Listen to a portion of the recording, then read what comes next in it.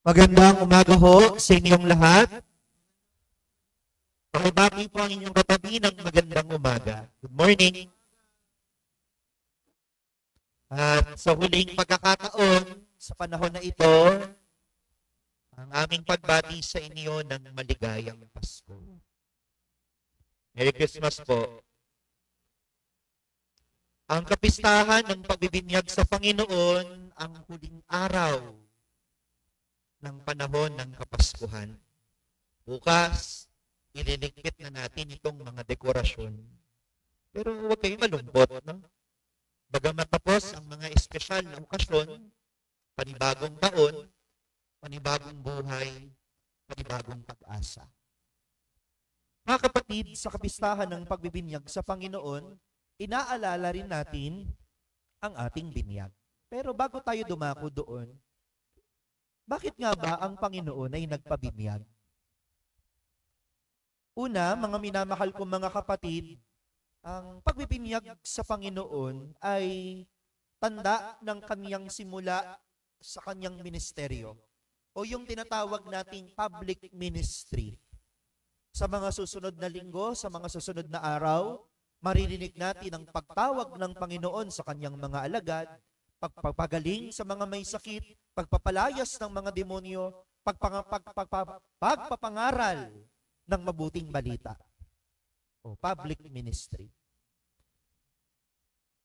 Pangalawa, mga minamahal ko mga kapatid, ito yung pakikiisa, no, ng Panginoon sa atin.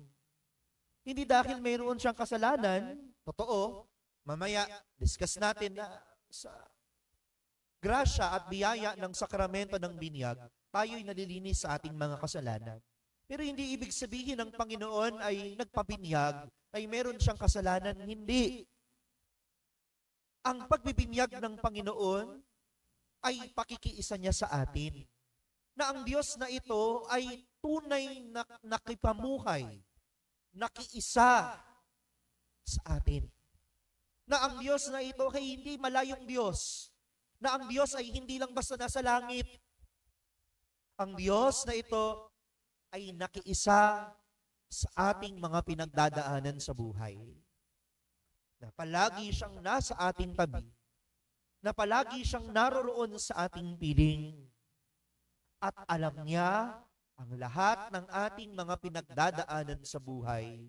Naranasan niya ang lahat ng ito maliban sa kasalanan. Dahil ang Diyos, si Jesus, tunay na naging tao, pero hindi nagkasala. Kaya una, mga minamahal ko mga kapatid, sa biyaya ng sakramento ng binyag, nalilinis tayo sa ating mga kasalanan. Yan man una ay personal, lalo digit kapag ang isang tao ay nagpabinyag ng may gulang na o adult baptism. Yung kanyang mga kasalanang nagawa, simula nung una hanggang sa oras na siya ay binyagan, lahat ng yun ay napatawad. At pangalawa, ang kasalanang orihinal o yung kasalanang mana o original sin na minana natin sa ating mga unang mga magulang. Yan man ay infant o adult baptism, lahat ay napapatawad, nalilinis sa kasalanang minana natin sa ating unang magulang. Kaya nga, napakahalaga mga minamahal ko mga kapatid, na mabinyagan tayo. At tandaan, sino ba ang nagbibinyag? Hindi lang pare. Ang bawat isa sa atin, tayong lahat, ay maaaring magbinyag. Kailan? Yung tinatawag nating in case of emergency. Kailan ba yon? Kapag ang isang tao ay naghihingalo, yan man ay bata, baby, yan man ay may gulang na, basta't hindi pa nabibinyagan, lahat tayo maaaring magbinyag. Kumuha ka lang ng malinis na tubig, hindi milk tea ha, hindi alkohol o kung ano pa man, tubig. At hindi rin malamig o hindi rin lalo tigit mainit. Baka mamaya, no? Ikaw ay naaligaga at ang nakuha mo yung thermos, wag naman. Talagang mapapadali yung buhay ng bata. No? Yung normal na temperature lang ng yung tap water, no? Basta malinis sa tubig, ibuhos mo ng 3 beses. Sabihin mo yung pangalan, hindi na kailangan ng apelyido, yung first name, no? Halimbawa, ako na nga lang, Ramon Bong, ikaw ay binibinyagan ko sa ngalan ng Ama at ng Anak at ng Espiritu Santo. Kaya ang English, Ramon Bong, I baptize you in the name of the Father and of the Son and of the Holy Spirit. Kasi mga kapatid, talagang tandaan, baptism is necessary to salvation. Pero paano yung mga nasa sinapupunan? Mahabang diskusyon yan. Meron tayong tinatawag na baptism by blood and baptism by desire. Ay mahalaga mga kapatid, no, na tayo ay binyagan.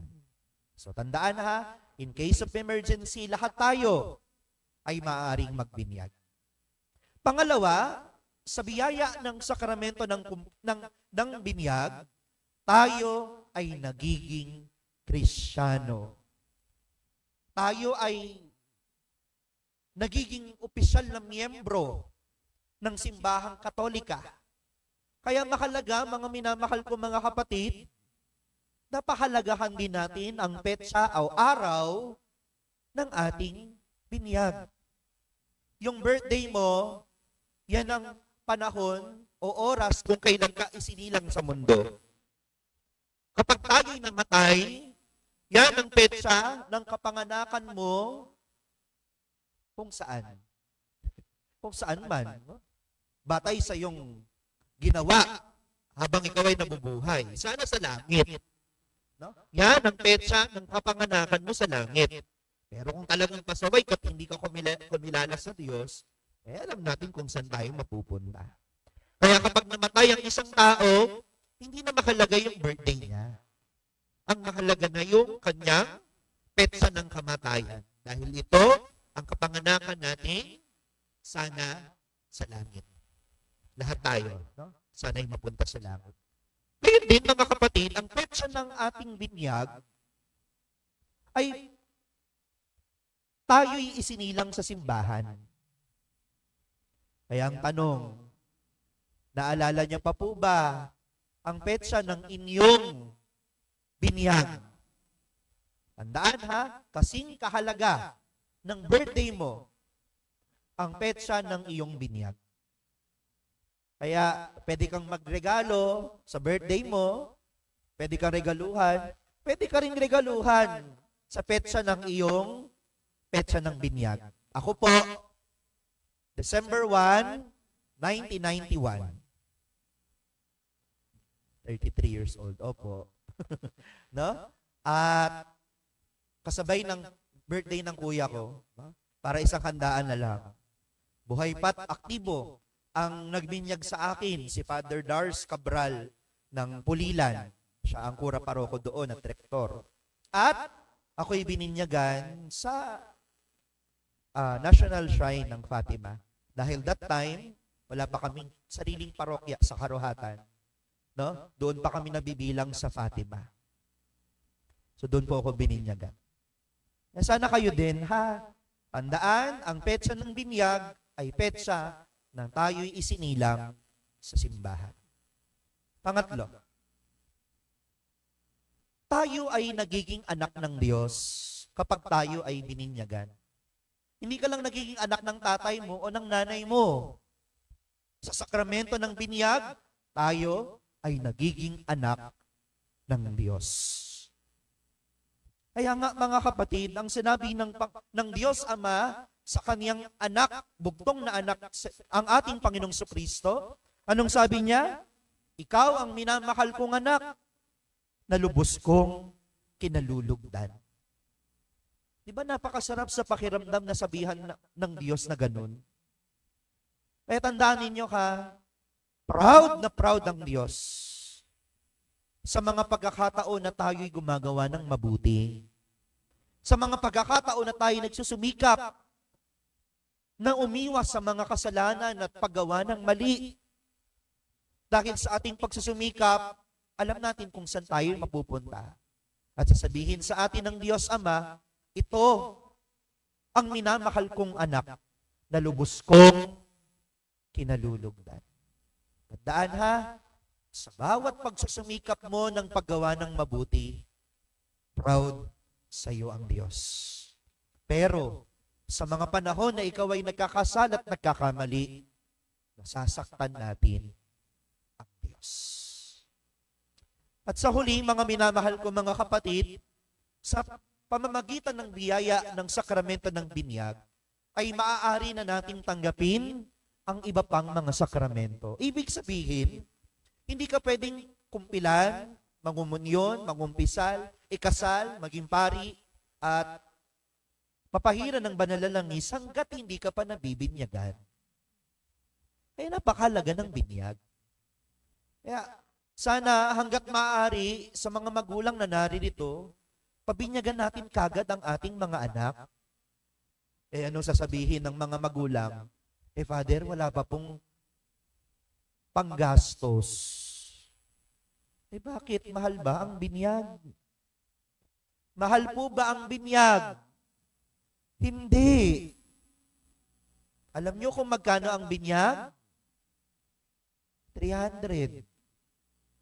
Paano naging mahal? Ang nagpapamahal, dahil gusto mong maging bongga.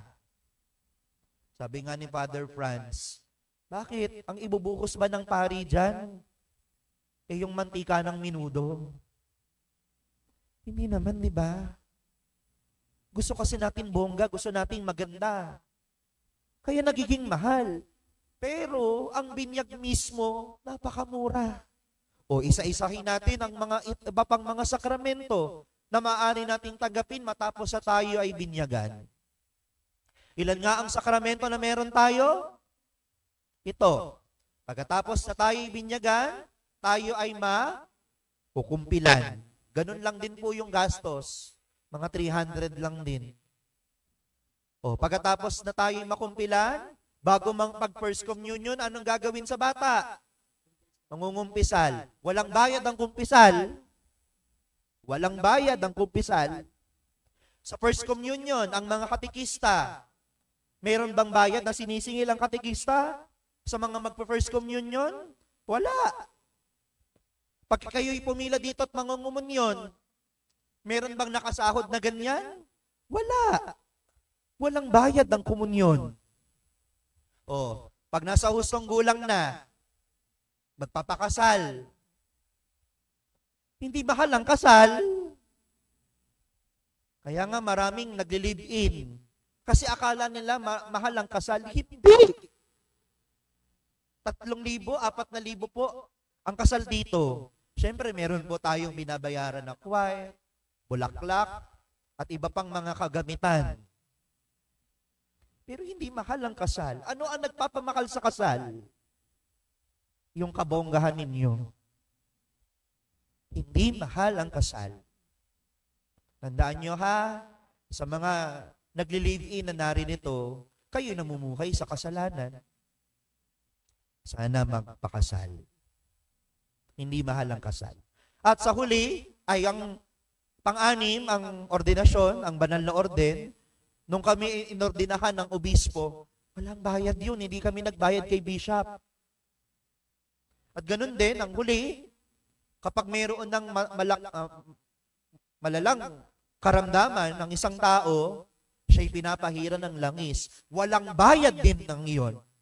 Walang bayad ang sikol. Biruin ninyo, ang lahat ng sakramentong ito'y halos walang bayad. Pero sino ang nagpapamahal? Tayo. Tandaan na sa pagpapahid ng banal na langis, huwag kang magpapatawag ng pari kapag naghihingalo. Ang sabi ko, malalang sakit. Malala. Huwag kang magpatawag ng pari pag may sipon o lagnat. Malala nga eh. At hindi rin naghihingalo. Maraming schedule lang pari. Nabibibinyag, may patay maya-maya. May mga meeting na kailangang atinan. Kaya pag mayroon ng malalang sakit, magpatawag ng pari. Hindi kailangang naghihingalo. Kasi baka hindi umabot ang pari. At baka sisihin niyo po kami, si Father hindi umabot eh. Eh paano? Nagpatawag ka kung kailan naghihingalo na. So, tandaan natin mga kapatid, mahalaga ang sakramento ng binyag. Dito tayo nagiging anak ng Diyos. Dito tayo nagiging Kristyano. Dito tayo nalilinis sa ating mga kasalanan.